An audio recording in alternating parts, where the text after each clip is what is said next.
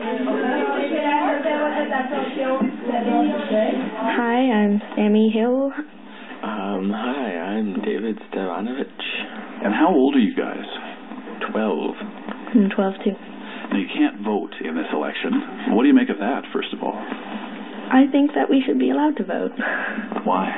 Well, I think that when you start learning about elections, that you kind of have an opinion. So I think that we should, once we start learning about it, I think we should have the right to vote. You think you could make an informed decision right now? You've been looking at the issues and the parties and so on? Well, I think maybe that after the candidates debate, I might be able to make up my mind if I was going to vote. What about yourself? Do you think you'd like to be able to vote, or should you be able to vote now at the age of 12? No. No, I don't think we should be able to vote at the age of 12, because the vast majority of children at the age of 12, like us, can easily be influenced by other people's thoughts. So I think by 18, the majority of the population can make an informed decision completely on their own. So you think it's a good rule for the vast majority of 12-year-olds? Just out of curiosity, I take your argument. Do you think you would be reasonably well informed to vote this time around, given what you've been studying in school and so on? Yeah, I think I would, but I don't know, maybe when it came to voting time, maybe I would be influenced to vote for some other party. Hi, I'm Aitana. Hi, I'm Evan Kettlewell. If there was one question you could ask a candidate when they come this afternoon, what would it be? I'll ask you first, Evan. What are you going to do to stop these elections from happening over and over again? It's too much. Is it every few years? Yeah. I remember doing the same thing in grade 5, so it keeps happening, and it's getting kind of tiring. You need a break, do you? Yeah, I just want something, it's there, and it's going to stay there for, 5 years. What about you, Aitana? If there was one issue top of mind, what would it be? Probably child obesity, because the rate is going up and some families can't afford to pay for extracurricular activities. So I kind of wonder what they're going to do in schools to encourage kids to be more active. What do you guys think about the fact that candidates are coming here and speaking to people who don't have the vote yet? I think it's really cool, because then we can talk to our parents about it, and it's really awesome that a teacher got them here. You never would have expected them to come. My name is Madeline Shelley. I'm a French immersion teacher at Lansdowne Middle School. What went into getting the candidates to come here? How did you make this come about? Well, actually, it was a lot easier than I thought. I made a few phone calls and asked them if they'd be willing to come, and they all said yes. I was actually really surprised. But did you know we're talking about 11, 12, 13-year-olds? But I'm really impressed and really happy that they're taking the time out of their really busy schedule to make this happen, because it means a lot for the students.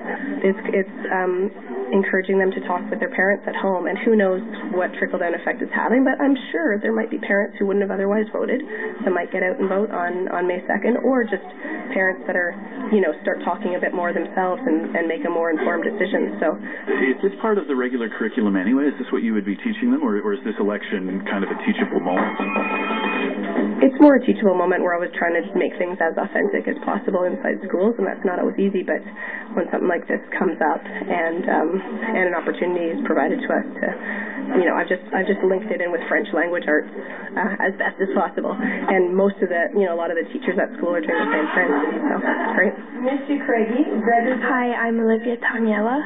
Hello, my name is Evan Vinkfist-Stubbs, and I'm just wondering if they could lower the age rate for voting so more people could actually vote. And if you're 12 or under, I think there should be a new rule that your teacher should actually sign the ballot to confirm that we've been learning about it, and so we know enough. Do you want to vote yourself personally? Yes, because I already know enough, and I want to have my saying out there. I agree with the extending the vote, because I think that if there's education, and I think that if they lower the the age, then we could have the right to say what we think, because by the time you're 18, you're kind of out of the school. Not everyone goes to universities, and we could have the input on our education too. That's interesting, and it might even get you at a time when perhaps you collectively, let's say 12-year-olds, at a time when you're more interested in it, when everybody's studying at school? Yeah, well, right now I think some of us in our class know more than some adults do because we've been doing research, so maybe even what Evan said, getting consent from an adult, saying that you know what you're talking about sort of thing, and be able to vote.